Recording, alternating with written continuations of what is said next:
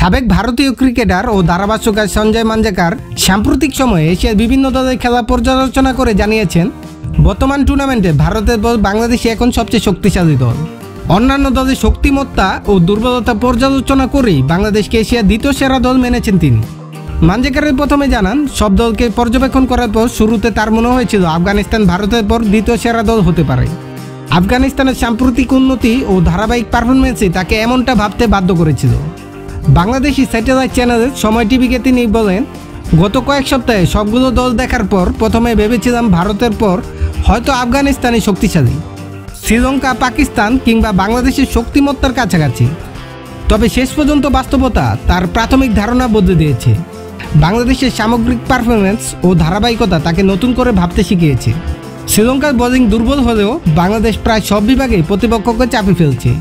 এই কারণে তিনি বাংলাদেশকে ভারতের পর দ্বিতীয় সেরা দল হিসেবে আখ্যা দিয়েছেন।